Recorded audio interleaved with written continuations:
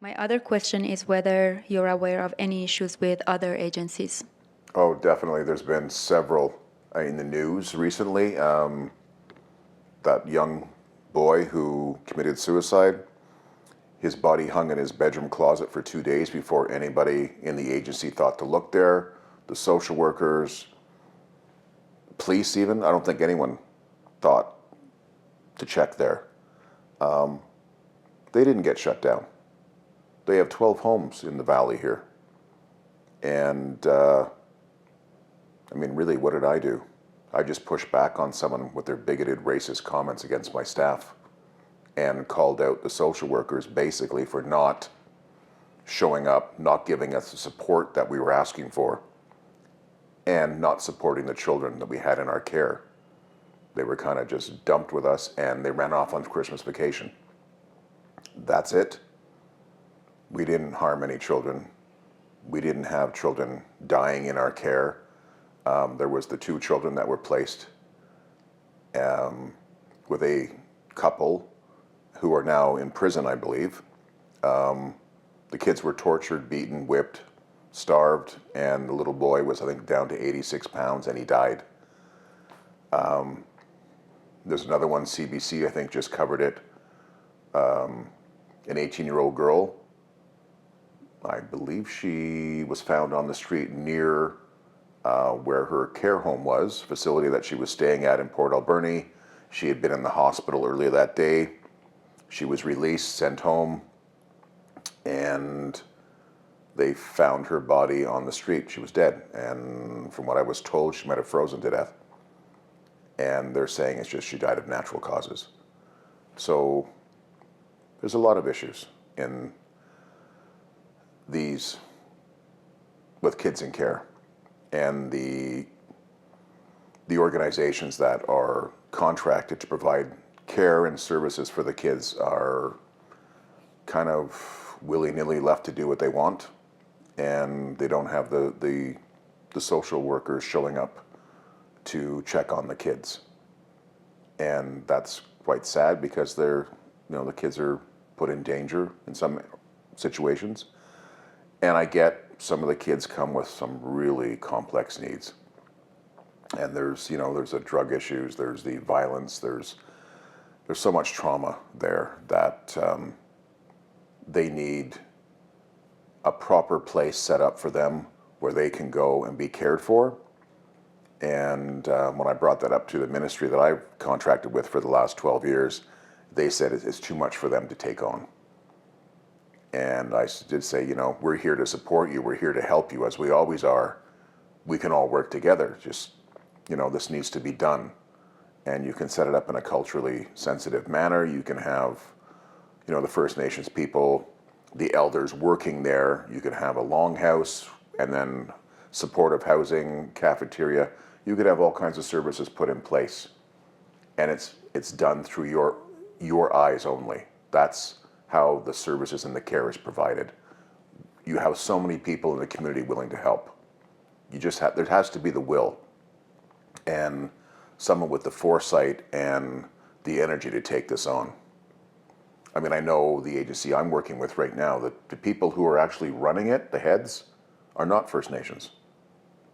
They've been replaced, all the First Nations executive directors, due to how many issues there have been with this ministry and the kids in care.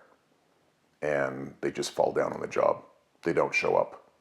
And that's an ongoing problem. So this is something which it's serious. I think I would be calling for MCFD and David Eby, our premier of our province, to really look at doing an audit of these agencies and look at their funding, because no one questions the First Nations ministry. They have absolute control. They could just cut you off and that's it. They have final say. Everyone's so afraid of, I guess, pushing back on them, because what happens is they hold up the trauma card, the residential school card, the "look what you did to us" card. And it's like, yes, horrible things were done. And I don't discount that. I don't take that away. And yes, they have every right to care and restitution. But very few people over a lifetime escape trauma of some form. But how you treat other people because of it says so much about you and who you are, and for them to protect someone who was mean, malicious, bullying, racist, bigoted, and then hold up the card, the trauma card as an excuse, is not okay. And this person was not part of the 60s scoop or residential care or schooling. So that's not an excuse they can use and they can stand behind. And this person also destroyed their own family.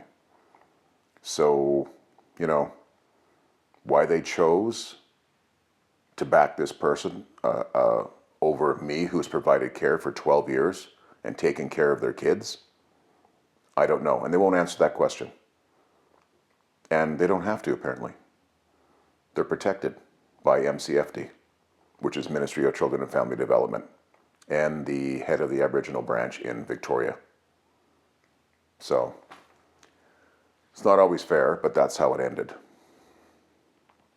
I also remember that you were told that there is no need for more homes that you were Yeah. mentioning, but then Yeah. They told me in two letters that when they shut down two of my homes, that there's no longer a need for care homes. And then with my other ones, the two boys, they set up a brand new home for them when there was no need. Like I said before, one of the kids had been there for 5 years with us. That was his home. He called it his home. We were like his second family, as he referred to us, and he called me dad or grandpa, depending on how he was talking to me. So yeah, there was no need to shut that house down and take that away from the boys. And then to open another one after telling me they don't have a need for it, it's contradictory. And of course, they don't have to provide an explanation. They just do what they do.